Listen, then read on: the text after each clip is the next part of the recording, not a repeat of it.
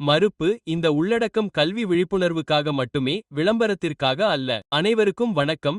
விமர்சனங்களுக்கு மீண்டும் வருக. எனவே இணையம் மீண்டும் பரபரப்பாக உள்ளது. இந்த முறை இது வேற்றுக்கிரகவாசிகள் அல்லது காலப்பயணிகளை பற்றியது அல்ல, ஆனால் JFK விமான நிலையத்தில் ஒரு பெண்ணை பற்றியது. அவர் குடியேற்ற அதிகாரிகளுக்கு இல்லாத ஒரு நாட்டின் பாஸ்போர்ட்டை காட்டியதாக கூறப்படுகிறது. தெரன்சா, அதை பற்றி எப்போதாவது கேள்விப்பட்டிருக்கிறீர்களா? நாங்களும் கேள்விப்பட்டிருக்கவில்லை. அல்லது கூகிள் மேப்ஸ். வைரலான டிக்டோக்கின் படி, இந்த பெண் டோக்கியோவிலிருந்து வந்தவர் தனது பாஸ்போர்ட்டை நம்பிக்கையுடன் ஒப்படைத்து, இது காகஸில் ஒரு உண்மையான நாடு என்று கூறினார். அதிகாரிகள் ஒவ்வொரு பதிவையும் வரைபடத்தையும் சரிபார்த்தனர், ஆனால் எதுவும் கிடைக்கவில்லை. ஹாலிவுட் மர்மம் போல் தெரிகிறது, இல்லையா? ஆனால் அது நடுங்கும் இடம் இங்கே. இது உண்மையானதாக இருந்தால் அது CNN மற்றும் BBC முழுவதும் பரவியிருக்கும். அதற்கு பதிலாக இது அதிகாரப்பூர்வ ஆதாரங்கள் இல்லாமல் டிக்டாக்கில் ட்ரெண்டிங்கில் உள்ளது. யாராவது சிவப்பு கொடிகள்? JFK-இலிருந்து எந்த அறிக்கைகளும் இல்லை, அரசாங்க அறிக்கைகளும் இல்லை, நம்பகமான சாட்சிகளும் இல்லை. வேறு வார்த்தைகளில் கூறுவதானால் எதுவும் இல்லை. வீடியோ AI உருவாக்கியது அல்லது டிஜிட்டல் முறையில் புனையப்பட்டது என்பது தெளிவாகிறது. காட்சிகள் மெருகூட்டப்பட்டதாக தெரிகிறது, ஆனால் AI இப்போது அதைத்தான் செய்கிறது. இது மக்களையும் பாஸ்போர்ட்டுகளையும் முழு நாடுகளையும் கூட புத்திசாலித்தனமான தூண்டுதல்களுடன் உருவாக்க முடியும். இன்னும் சுவாரஸ்யமான விஷயம் என்னவென்றால், இந்த கதை உண்மையில் எங்கிருந்து வந்தது?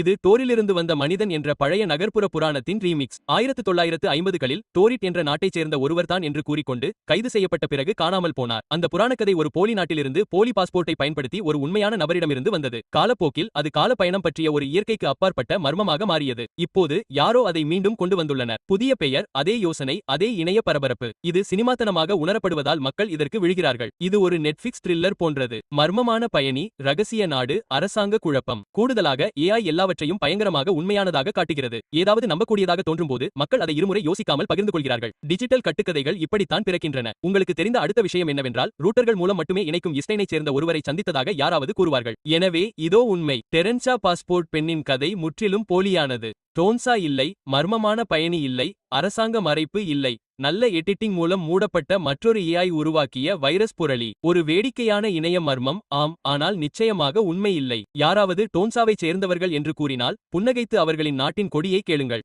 ரிவ்யூஸில் விசித்திரமான கதைகளை ஆராய்வதை நாங்கள் விரும்புகிறோம், ஆனால் உண்மைகளை இன்னும் அதிகமாக விரும்புகிறோம். எனவே அடுத்த முறை நீங்கள் ஆன்லைனில் நம்ப முடியாத ஒன்றை பார்க்கும்போது இருமுறை சரிபார்க்கவும், ஏனென்றால் சில நேரங்களில் விசித்திரமான பகுதி கதை அல்ல, மக்கள் எவ்வளவு எளிதாக பிக்சல்கள் மற்றும் AI மந்திரத்தால் ஏமாற்றப்படுகிறார்கள் என்பதுதான். இந்த முறிவு உங்களுக்கு பிடித்திருந்தால் அந்த லைக் பொத்தானை அழுத்தி இணைய மர்மங்களை விரும்பும் உங்கள் நண்பர்களுடன் பகிர்ந்து கொள்ளுங்கள். வைரஸ் புரளிகள் மற்றும் விசித்திரமான ஆன்லைன் நிகழ்வுகள் பற்றிய ஆழமான ஆய்வுகளுக்கு குழு சேர மறக்காதீர்கள். அடுத்த முறை சந்திப்போம். நினைவில் கொள்ளுங்கள், ஆர்வமாக இருங்கள், ஆனால் ஏமாற வேண்டாம்.